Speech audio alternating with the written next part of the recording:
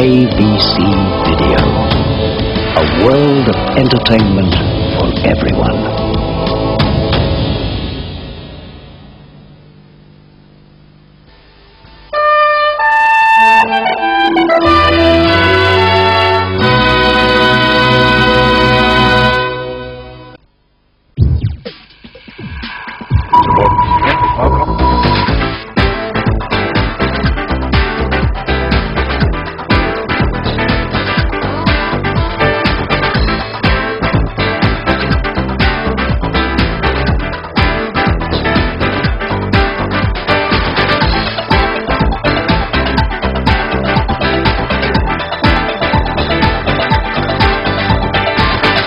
Hello and welcome to the Internet, an Australian video guide. I'm Tracy Mayhorn. The recent media focus on the Internet has shown what a great social phenomenon it truly is, and the importance the Internet will play in man's future. Advances in communication are bringing people closer, and the Internet is one of the driving forces behind this. The technology may be foreign to you and perhaps a little frightening, but don't worry, because we'll demystify the net and open up a whole new world of exploration. We'll take you through all the steps needed to get you onto the Internet, from making the connection with a service provider to gathering information from all over the world. All the Internet jargon that seems impossible to understand now, like URL, FTP and hypertext, will become second nature. And you'll have an understanding of how all the millions of computers that make up the Internet manage to communicate. We'll look at each part of the Internet, one section at a time. We'll look at what a modem is and how to install it, how to select a service provider, how email and FTP work, and of course, how to browse the World Wide Web, the most exciting part of the Internet. So let's get started and take a look at how the Internet began 35 years ago.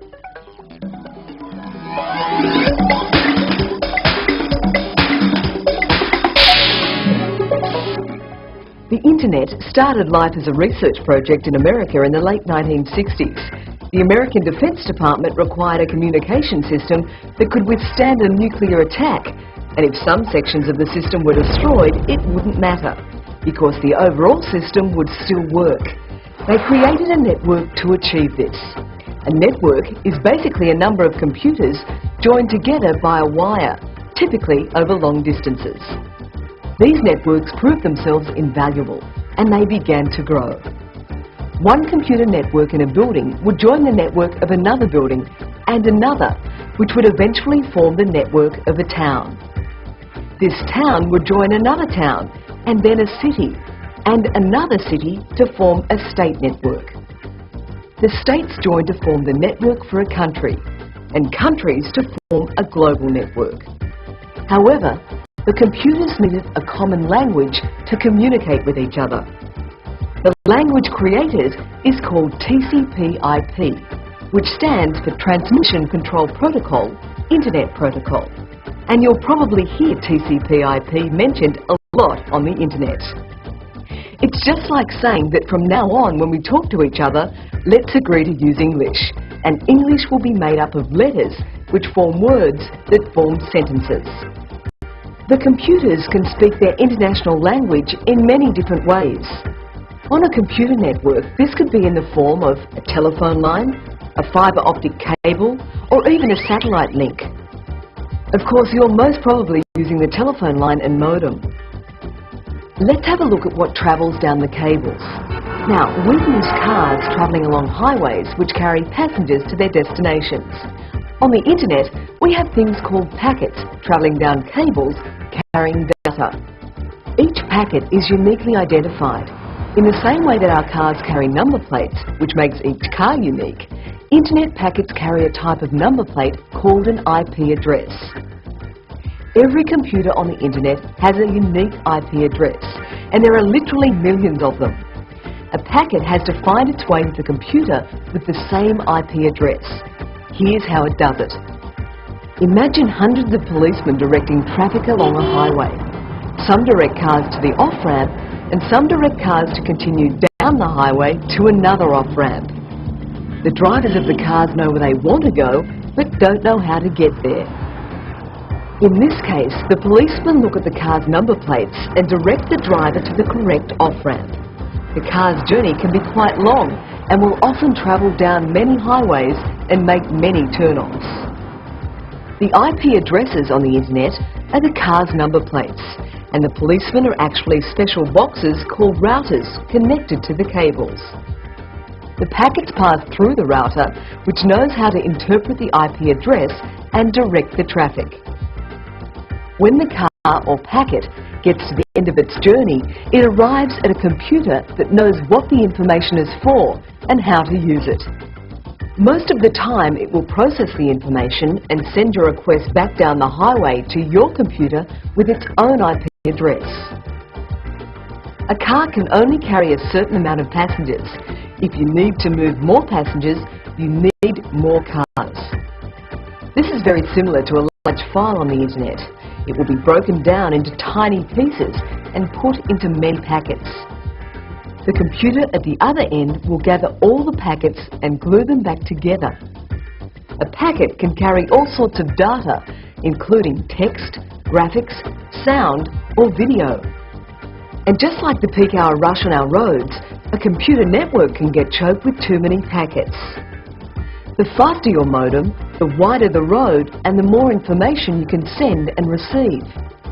This is called bandwidth. So that's how the computers talk to each other, through the exchange of messages and information inside packets. It's probably good at this stage to point out the problems with sound and video on the internet. Sound files and video files to a greater extent can be enormous because of the large amount of information needed to make the sound or picture. On the internet, you must transfer the file before viewing it, and because the bandwidth isn't that wide yet, this could take many minutes. But as we move forward into the future, equipment gets faster, and with higher speed connections being created throughout the world, we'll be able to view things in real time. This is a few years off, but when it happens, you'll be able to watch things just like on television, and you'll be able to interact with what you're watching. This will be the true information superhighway.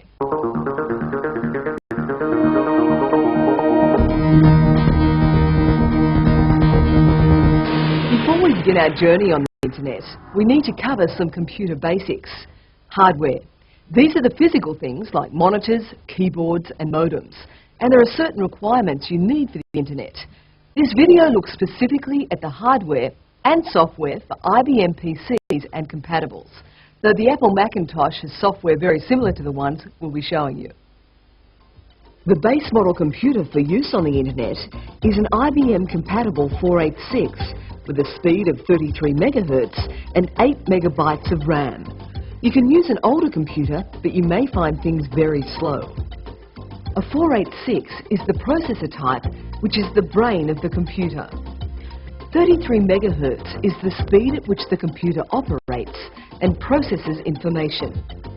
RAM, or random access memory, is what your computer uses to store information. If you increase the RAM, your computer will run more efficiently.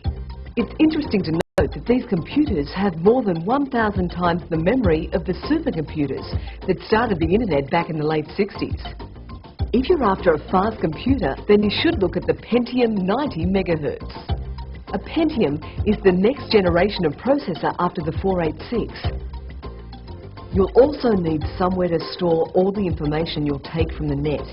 This is done on the hard drive, which lives inside your computer. It's a magnetic storage device which holds the information while the computer is not on. Most computers sold these days have at least 250 megabytes of hard drive, which will give you plenty of room for your files. You'll also need to be running Microsoft Windows 3.1, Windows 95 or Windows NT. To listen to sound files from the net, you will need to install a sound card. These usually come in kits with CD-ROM players, speakers and some software.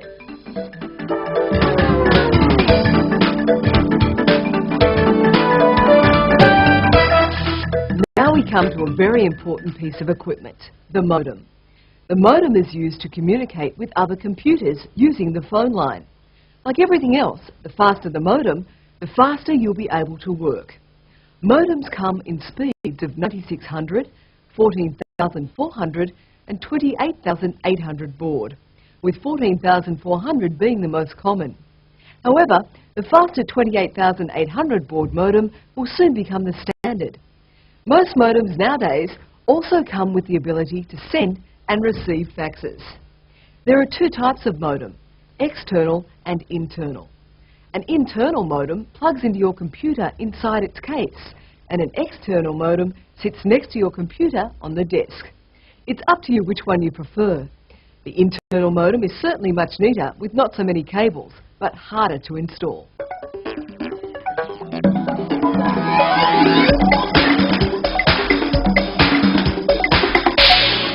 Let's talk about COM ports for a moment.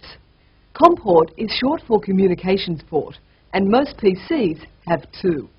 Your mouse plugs into COM1, and COM2 is generally where you plug in something like an external modem.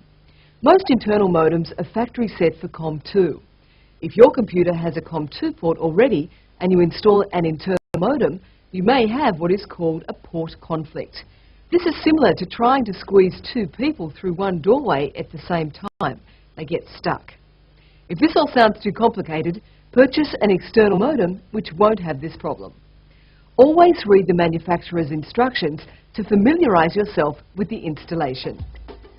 Turn your computer off and disconnect the power cable.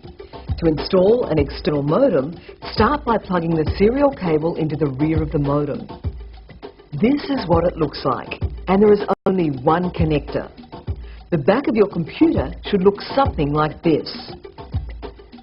We're after COM2, and it's a connector with 25 pins called a DB25. Connect the phone line to the back of the modem and the other end to the telephone socket on the wall.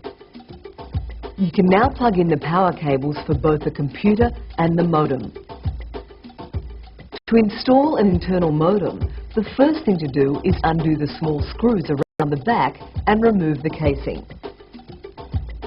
These slots are called ISA slots and is where we install the modem. Undo the small screw and remove the cover plate at the back of the computer. Here's the slot that we're going to use, but you can use any spare slot in your computer. Line up the modem board over the slot with the connections facing the rear of the computer and push it gently into position. That's the hard bit out of the way. Secure the new cover plate attached to the modem with a small screw removed earlier. Finally, put the computer casing back on and tighten the screws.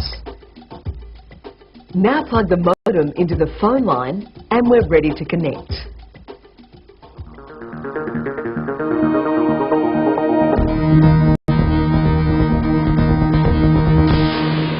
Okay, so we've got the hardware together, we've got the modem installed and we're plugged into the phone line. The question is, how does your computer communicate with the internet? What we need to do is set up an account with an internet service provider. A service provider is a company that makes the connection between you and the internet and charge you a fee to use their connection. The cost of service providers varies greatly according to the type of service you use. Most companies charge a monthly fee which gives you access to the net for certain amounts of time per day. Time you use above this allowance will become an excess charge. Some also have a charge for the amount of data you transfer down your phone line. These charges don't appear very much, but they can add up very quickly. Another point to look out for is where the service provider is located, so make sure the charge to connect is only a local call. A good place to look for service providers is in dedicated internet magazines or newspaper ads and articles. No matter what computer you connect to on the internet, whether here in Australia or somewhere else around the world, you'll only ever be charged for your local telephone calls and your service provider fee. A service provider will generally have all of the software you need, or if your copy of this video came with software, you can use it. To install the software, insert the disk in the floppy drive.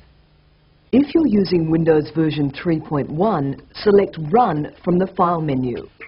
If you're using Windows 95, select Run from the Start menu. Now all you do is type a:/setup and click on the OK button. The first prompt will ask you what directory to create to store the files in. It will give you a default directory name, so just click Continue.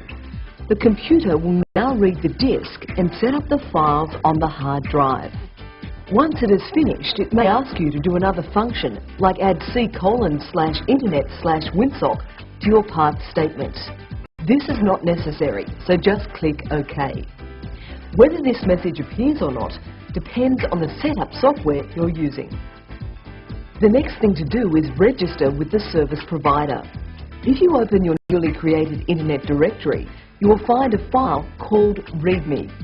Double-click on this and it will give you instructions about registration. Some software has an automatic system that will dial the service provider and register you online. This makes things very easy. However, you will need a credit card to do this. Just follow the prompts that appear on screen and the computers will handle the rest. If you have any problems at all with your registration, give your service provider a call.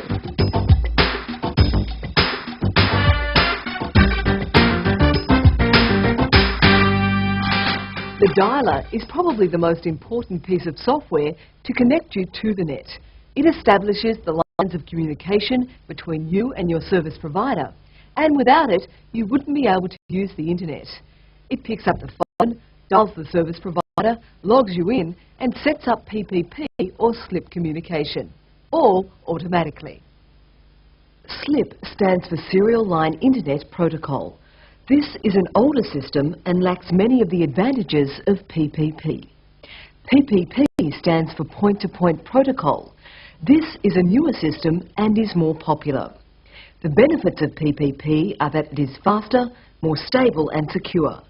PPP also checks data it sends and receives for errors and retransmits if there is a problem, whereas SLIP doesn't. Most of the software we'll be looking at must be registered with the manufacturer after a certain period. This try-before-you-buy concept is called shareware and gives you a great opportunity to use the software before making a purchase. If you don't like it, don't use it and pay nothing. To start your very first connection to the internet through your service provider, double-click on the TCP Manager icon. Your modem will dial the number and you'll be logged onto the internet very shortly.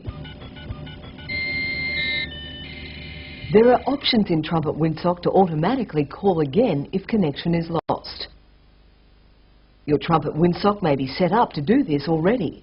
Look under Dialer and Options to change these settings. When you finish using the internet, select Dialer and Buy to disconnect and hang up the phone automatically.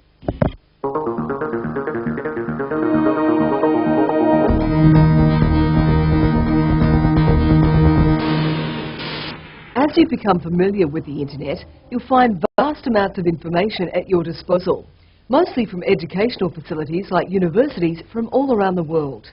You can find text files, graphics, upgrades for software, as well as video and audio. But to make this information useful, it must be copied onto your computer. The software we'll be using in this demonstration is called WSFTP from Ipswich Incorporated. FTP stands for File Transfer Protocol, which is a way of sending and receiving files between computers. The computer at the other end of your connection is called an FTP server or FTP host. A server is simply a computer that holds information and delivers it on request, much like a waiter at a restaurant serving the food you ordered. Once you make a connection to the FTP server and start a file transfer, the two computers will talk to each other, giving commands to verify that the transactions are happening correctly and that the files have been successfully transferred. Some FTP servers have an account system which will give you access to more of their files, but if you don't want to pay, there is another avenue. It's called Anonymous FTP. This means that the servers have a directory called Public, which everyone has access to. The secret behind FTP is knowing where to find something and what type of file you're looking for. There are many FTP sites on the net and many different file types. You'll find much of what you want by surfing the net with your web browser, which we'll cover later. You can also look through computer books and magazines to find listings of popular FTP sites. There are many sites in Australia which you can use anonymously. Some of these mirror favourite sites from around the world. Mirror means they have copies of the other computer's files here.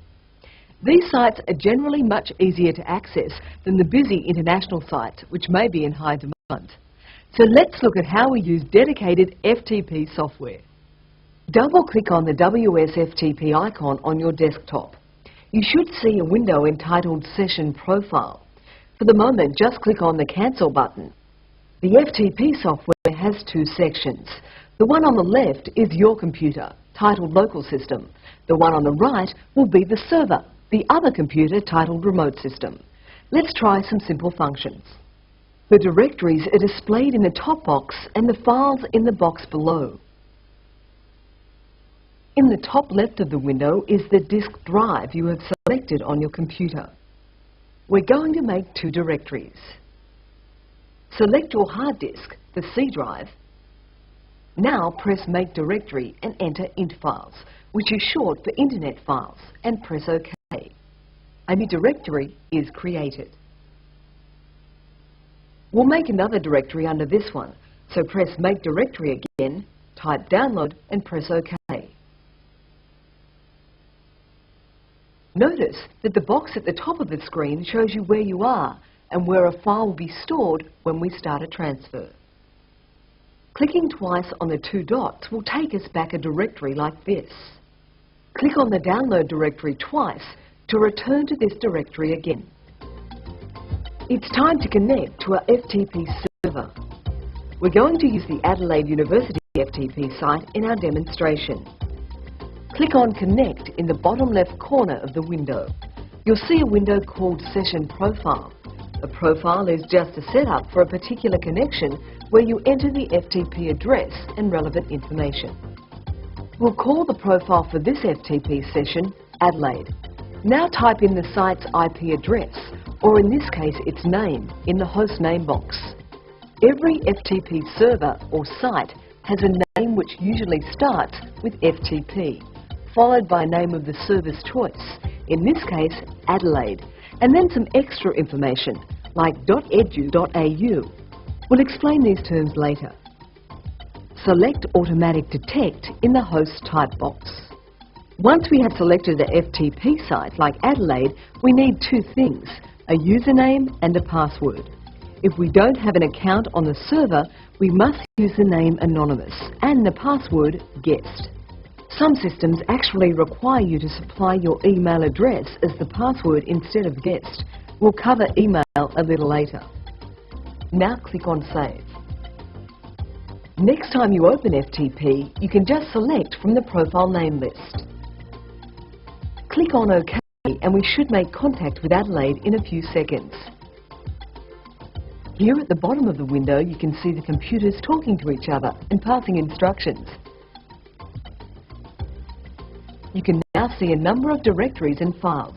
What we're after on this site is the Netscape Navigator program. Select Pub and press Change Directory. Alternately, you can double-click with the mouse on Pub. Netscape is used to browse the World Wide Web, or www for short, so this will be our next clue. Scroll all the way down until we find www. We want the Netscape browser, so double-click on the Netscape directory. And there's another one, so double-click on it for the next directory. We want the Windows version, so double-click on that directory name. At last we're there, and we have a few files to choose from. Have a look at the directory list in the top window. That will give you a good idea of the path we took. Note how there's a README file. Click on it once and press View. The file will download to your computer and let you view it. We can see that this file contains information about an agreement to use the software and installation instructions. You should read through the agreement and accept the terms of the software. If you are running Windows 3.1, you must use the version titled N16E122.exe. If you run Windows 95, you can use N32E122.exe. The N stands for Netscape. The 16 and 32 stand for your operating system type. Windows 3.1, 16-bit, or Windows 95 and Windows NT, 32-bit. The 122 stands for version 1.22. These files are updated periodically by Netscape, so the names may change from 122 to 130, for example. So let's get the transfer underway. Highlight the Netscape file on the other computer. We want the file to go from the other computer to ours, so we'll press this arrow. You'll notice a window appears telling you how the transfer is going. It has all sorts of interesting information, like the speed of the transfer and how long it will take. This is quite a large file, so it may take some time, perhaps 10 to 20 minutes, depending on the speed of your modem and internet traffic. The buttons to the right perform a number of functions on the remote computer. The first one, View, lets you look at the file. This is only good for plain text files, however. The next button allows you to run exe files. When you select an exe file, it will download first and then run on your computer. The next two are fairly obvious. You can rename or delete files. These are very handy functions to be able to perform with this program. The refresh button updates the directory. This is a good way to make sure you're seeing exactly what you should be. The last button, Directory Information, lists all the files in the selected directory, with extra information about the files. You'll rarely need to use this. As you can see, the actual process of transferring a file is very simple. When you've finished, you should end your connection by clicking on Close.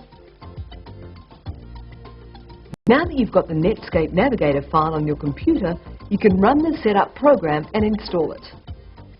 All the files that Netscape needs to run are packed inside the one file. At the moment, they're being automatically extracted. Once it's finished, select Run from your Program Manager on Windows 3.1 or Start and Run on Windows 95. Type C:/int files. Download, Setup, and click on the OK button.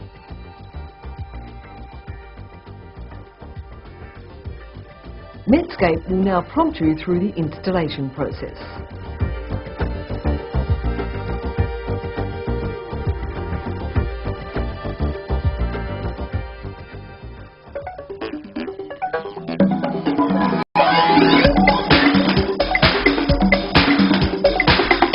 The World Wide Web is the most dynamic and exciting area of the Internet.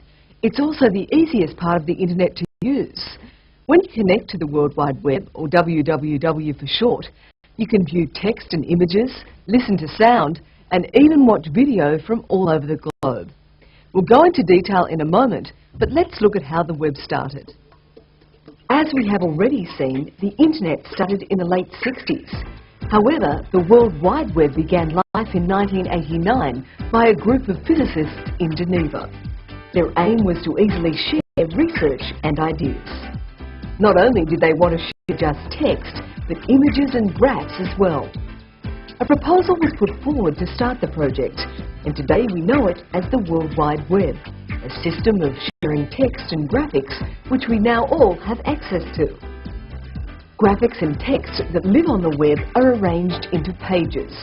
The graphics and text that make up a web page are sent to your browser from a computer called a web server. There are thousands of different web servers all over the Internet.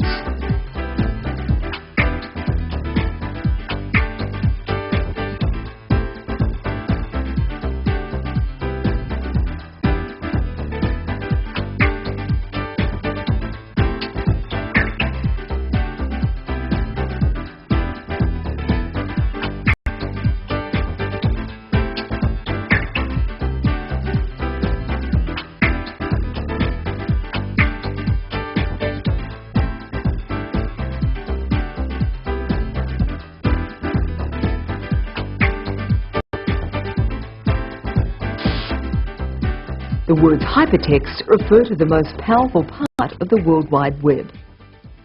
Let's take a look at a web page for this example.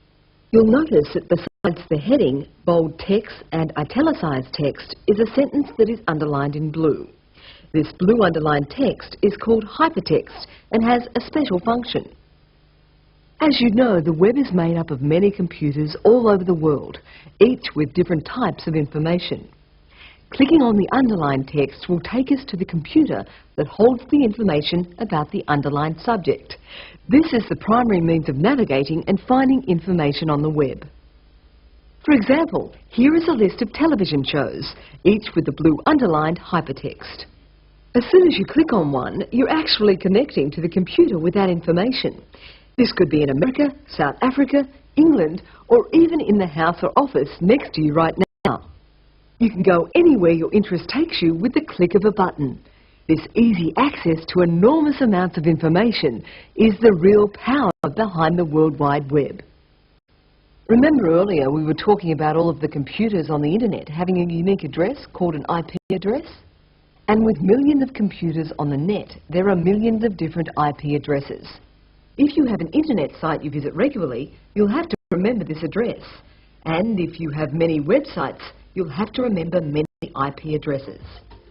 And with an IP address being 4 sets of numbers, like 203.9.240.135, this can be quite a task. So another way of addressing the computer was invented to make it easier for us.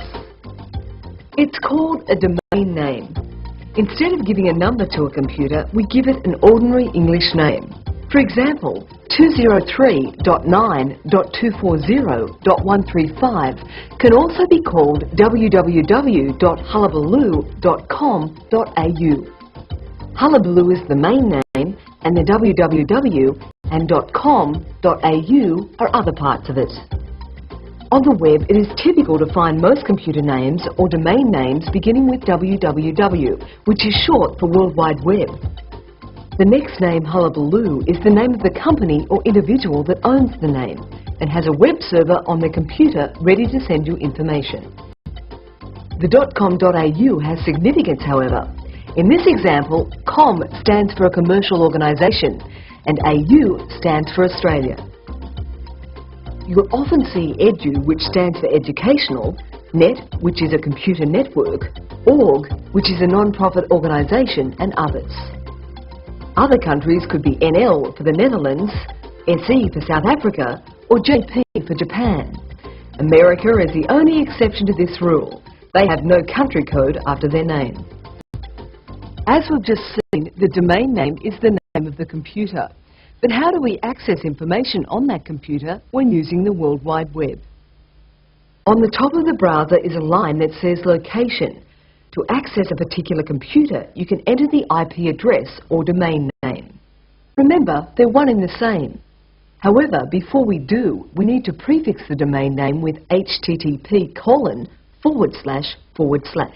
HTTP stands for Hypertext Transfer Protocol, which tells your web browser that it should display the information from the other computer as a web page.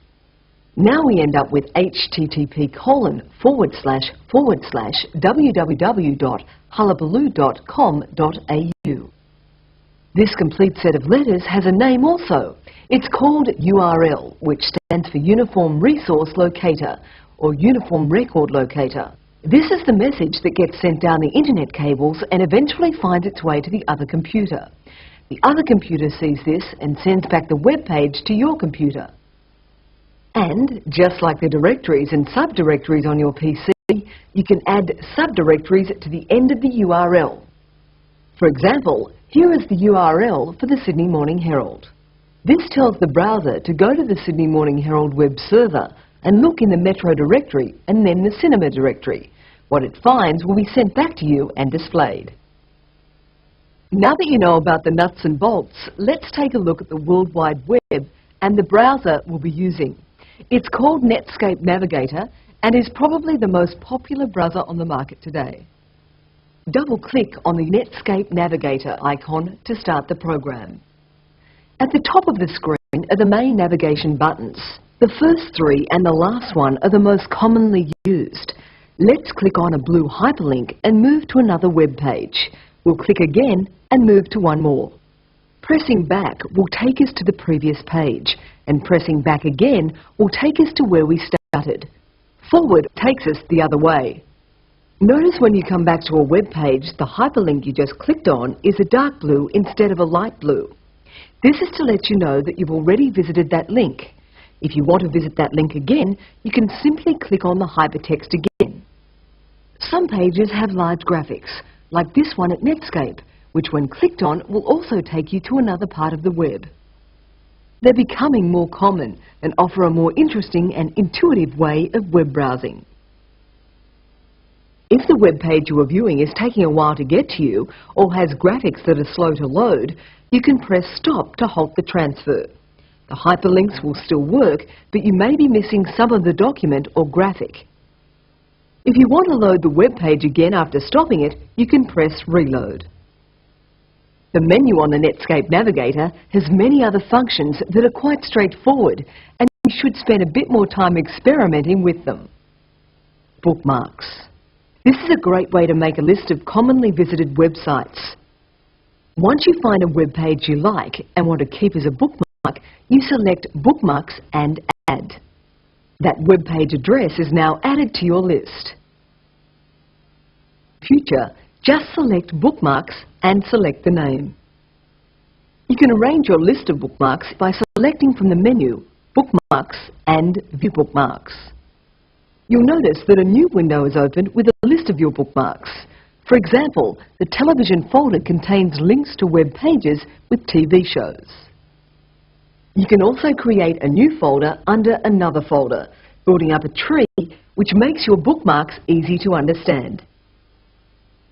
If you already have a list of bookmarks like these, the easy way to rearrange them is by using the drag and drop technique. Notice the line indicating where you are moving it to. To delete a bookmark or folder, press the Delete key. Be careful when deleting an entire folder, as you will also delete all of the bookmarks in it. The web is not one-sided when retrieving information. You can also send information back to the person that owns a website.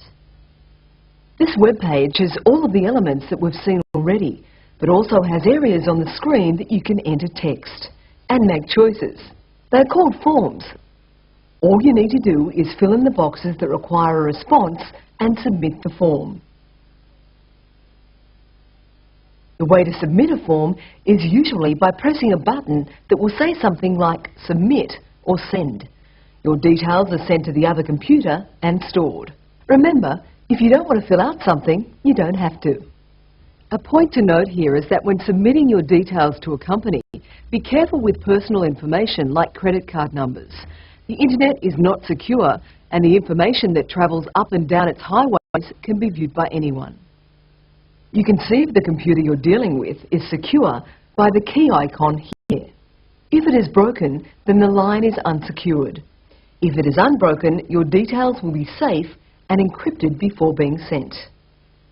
The best way to look for something on the internet is by using what we call a search engine. A search engine is just a fancy name for a piece of software that searches through large amounts of information. In the menu, select Directory and Internet Search.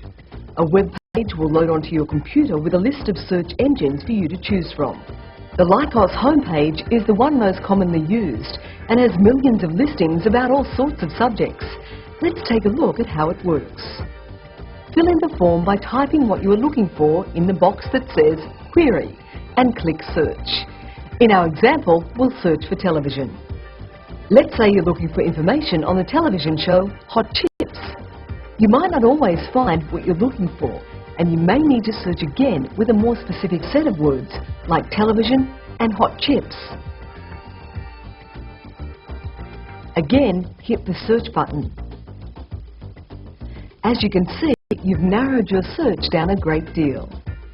Now we simply click on the blue hyperlink and we're there.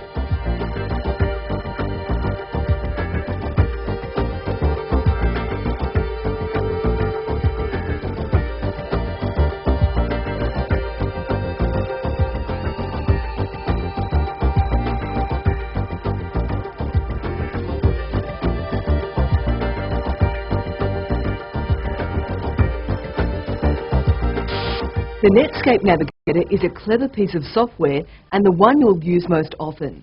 Not only can it look at web pages, but it can also download files, just like the FTP program we looked at earlier.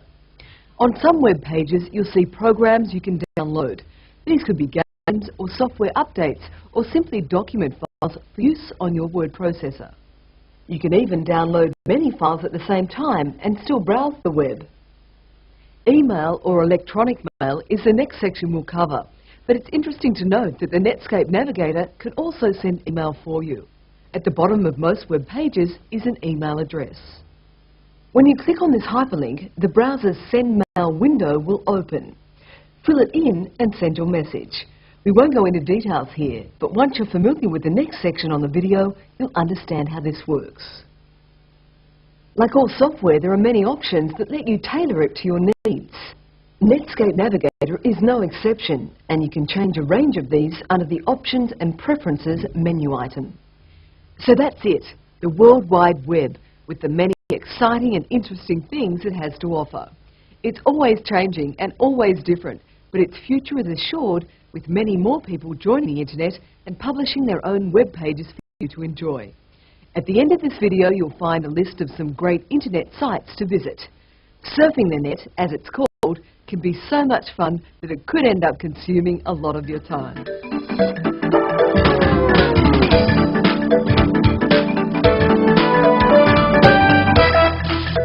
In this last section, we'll take a look at email. Email or electronic mail is how we send and receive messages to and from each other over a network. It's an extremely quick and efficient way of communicating, as you can transmit to someone on the other side of the world in a matter of seconds.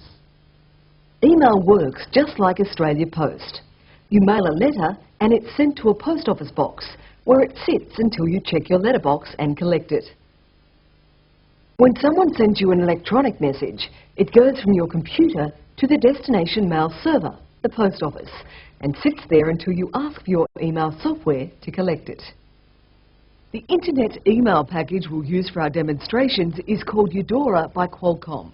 Double-click on the Eudora icon to start the program. Before you can actually start to send and receive mail, it's necessary to fill out some email information. This is like filling out an application for a post office box at your local post office. Under the special menu, select Settings. In the Category window, click on the Getting Started icon in the left column, which reveals two items to fill out: POP account and real name. POP means Post Office Protocol, the language used for email. Your POP account is your name followed by the symbol @ then the name of your post office, your mail server.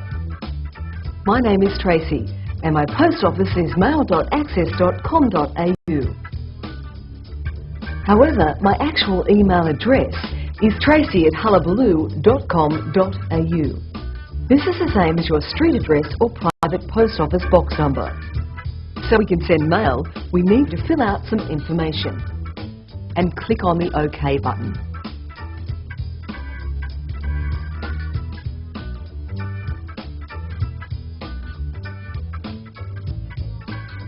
So let's send a message.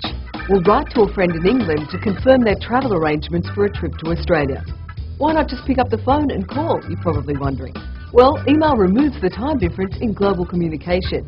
I can send a message when it's convenient for me, and the recipient can read it when it's convenient for them. But unlike normal mail, the messages arrive straight away. To enter a message, select Message and New from the menu.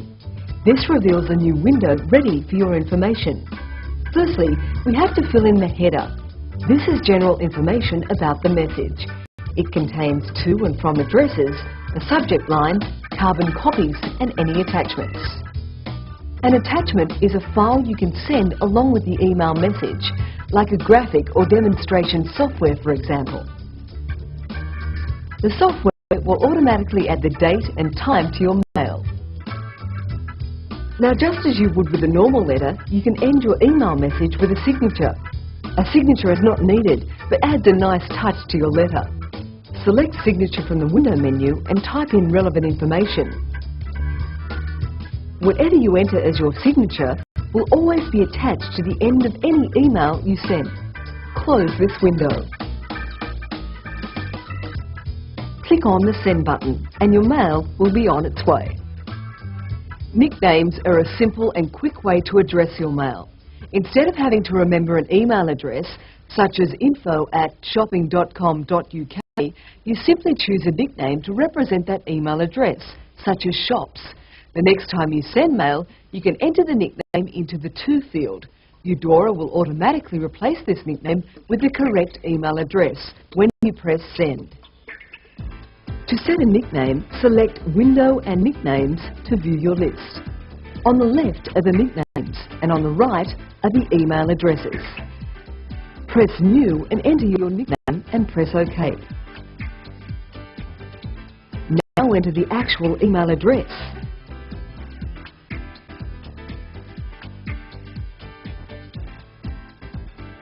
If you write a new message, you can also start with a Nicknames window.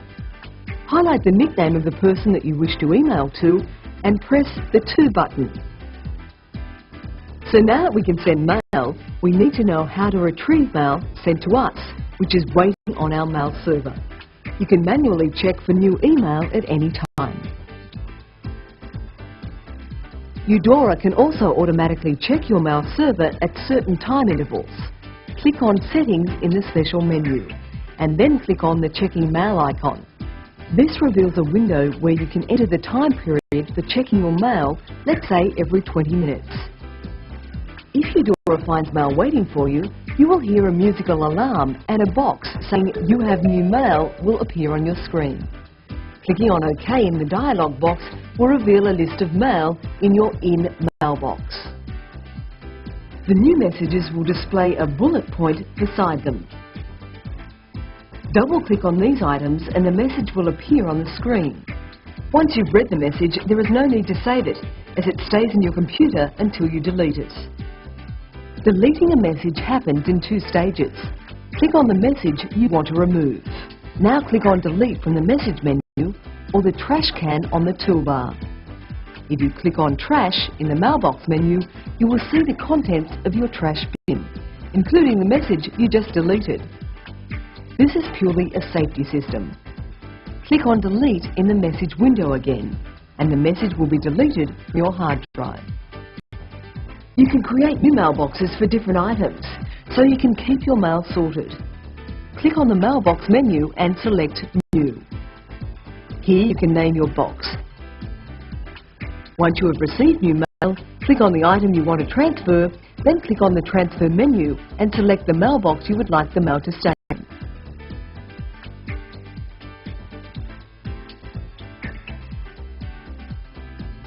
Let's look at how to reply to a mail message asking about new products. Click on Reply in the message window and you'll notice two things happen. Firstly, the To address line is filled in automatically using the original sender's address, and the original mail now has markers on each line. This allows us to use the original as a template for the reply. We can answer each query individually and keep a neat, easy-to-read format. It's good to remember that some people will get a lot of mail, so if it's easy and quick to read, they are more likely to pay attention to it. You can respond immediately to mail and have it sitting on the other party's computer in just a few minutes. Once the questions have been answered, click on Send and your reply is transmitted to the original sender. That's the email system and how it works. It's the way to communicate in the 90s and just another great aspect of the internet.